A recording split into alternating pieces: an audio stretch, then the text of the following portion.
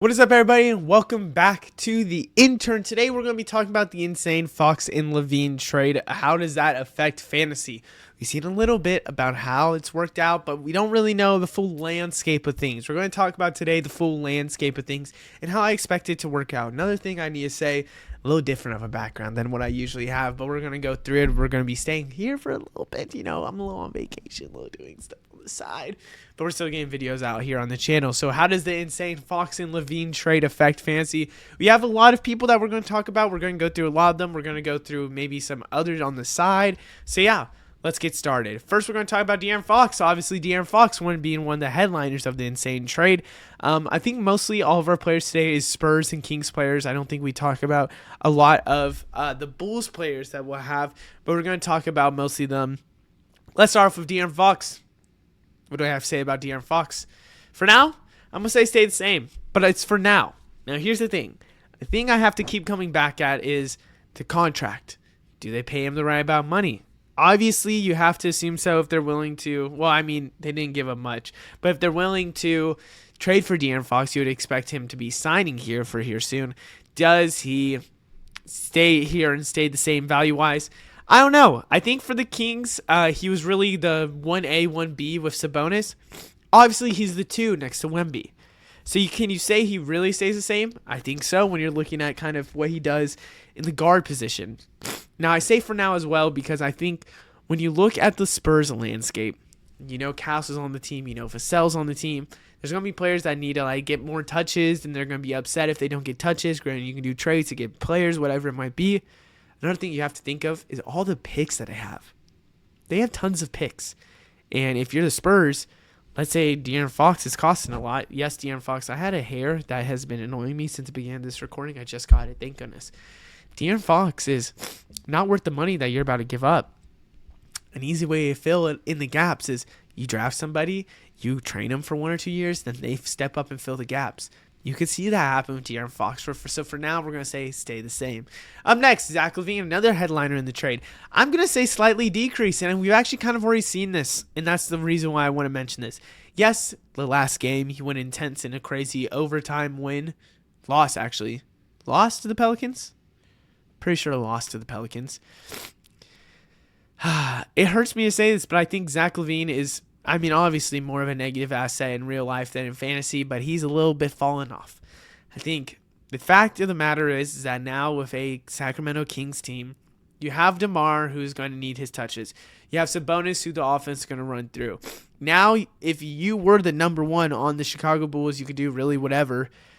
You're not that guy now. You're now going to have to be a little bit more of a team player. And we kind of already saw this in his first couple of games that he's played for the Kings. But, as time moved on, we got the final good game. I'm expecting it to be more of a rarity, though, than anything. I don't think we see a Zach LaVine that's as good as he was on the Bulls. So I do expect a slightly decrease. Up next is Domantas Sabonis, talking about running the offense through. I'm going to go slightly increase, but I've got to be honest. These games and stretches have not proved it. Sabonis is the number 1 guy for the Kings. That is a foregone conclusion. They run the offense through him. They use him so much in sets that he is the number 1 guy by far. And let's be honest here, probably should have been an all-star. Probably one of the better players in the NBA. Now, why do I say slightly increase? I do have to say that Domantas Sabonis is probably going to be more of an assisting role and going to be passing the ball more. Granted, he already did so, but when De'Aaron Fox was on there, he was passing the ball as well. Sabonis is going to be more of the playing through him, where, yes, there was times where De'Aaron Fox played off-ball, and De'Aaron Fox was clearly the off-ball player. Sabonis is now going to be the guy mainly there, and, you're going to see maybe some one-on-one play with DeMar, maybe a little bit with LaVine. But this is Sabonis' team, and there's no 1A, 1B. It's the 1, and he is the 1. So you have to imagine, even when he's on, I think 4 years now still left on his deal. I know he signed an extension a little bit ago. I think it's 4 years now. I think this is the second year in the deal, if I'm not mistaken. Maybe first year in the deal. Sabonis is a king for life, it looks like right now. Up next is Victor Wembanyama, obviously being a part of the deal. What's happening with Victor? I'm going to go slightly increase. I think there's going to be a lot of less tension on Victor with De'Aaron Fox. Obviously, you have to kind of guard Wemby, and when Wemby was the only player that was good for the Spurs for a little bit, and that is true that, when Vassell's out, when there's some players out, they can only guard Wemby, and then they just shut down the whole Spurs. Now they have to guard De'Aaron Fox. If they don't guard De'Aaron Fox, the Spurs are winning. So I'm going with Victor Wembanyama as a slightly increase, and that's crazy to say when Victor Wembanyama has already been so good with his blocks, the stocks he gets. I mean, this guy is always like one assist and an assist, like the other day it was assist, a steal, and a block away from another 5x5. And it goes unnoticed because that's just what he does. And so you have to imagine that, with him now being able to open up the field and open up it, I say the field when it's really the court, but open up everything around him, Victor's going to be nice. And it could help with his assist, potentially passing to De'Aaron Fox. We'll have to see what happens though. Up next is DeMar DeRozan. The thing with DeMar DeRozan that I keep going back and forth to is if DeMar now has a full-on secondary role or a third role, does it hurt DeMar? And I'm going to say no. It really stays the same because you have to imagine he was the third star for this Kings team. He is still the third star for this Kings team. I'm expecting DeMar DeRozan to be just fine and still the same. And he's actually been very good since this trade.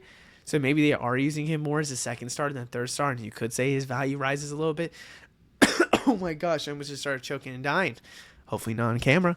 But I do have to say that I do expect at the end of the day, DeMar is 35 years old. Father time is calling unless you're LeBron. DeMar DeRozan is going to fall off at some point. It's just when. And for now, I still say stay the same, but could you see maybe next year, depending on how this team structure is? Because the team structure is crazy. Name me a true point guard they have other than maybe, and Devin Carter isn't even a true point guard. I'm trying to think off the top of my head. They're starting Malik Monk as their point guard right now, and granted, you don't need to because Sabonis is really the main guard who passes the ball. But even Keon Ellis is somebody that they use so much, and he is a shooting guard, point guard, not really point guard. So let's see what happens next year. Maybe they go for a point guard, and then something happens with, potentially with DeMar, that something's not working out. Not train DeMar, but loses touches. Up next, anyone on the Bulls? This is kind of where we group in the Bulls here. Anyone on the Bulls, not the Bulls, the Bulls. What happens to their value? It is an obvious slightly increase. When you look at LaVine, and he was the number one for them, leaving now the Chicago Bulls, obviously there's a void that has to be filled. Now, is that filled by Vucevic, Kobe White? Is it Giddey? Is it Ayo Dosunmu? Is it Matas Buzelis? Matas has kind of balled out recently. It looks like anyone on the Bulls is going to be able to kind of grow their value and grow the team. So I want to say right now that if you have a Bulls player, you'd probably be happy about this trade because Trey Jones, Zach Collins, they're not doing much for the Bulls. Let's be honest here. Up next, you have Devin Vassell. Now, it does hurt me to say this is a decrease. This isn't a slightly decrease. This is a decrease. Obviously, when the lineup is, what's the starting lineup? Chris Paul, De'Aaron Fox, Vassell, Barnes, Wemby. Why did I almost forget Wemby? Makes no sense. Obviously, when Devin Vassell was a part of this team, without De'Aaron Fox, he was a crucial point that you could say for sure he was staying on this team because of his scoring and how he played. The thing that I keep going back to is that they weren't willing to put in Castle, which makes me feel like there could be something in the mix where we get De'Aaron Fox. Let me start. Castle, De'Aaron Fox, a forward, a power forward, Wemby as the future. Is Vassell in the 3? Because Vassell's more of a shooting guard. And that's what worries me. I could see him being there, but let me re-say this. They have multiple first-round picks coming in. Players want to be paid.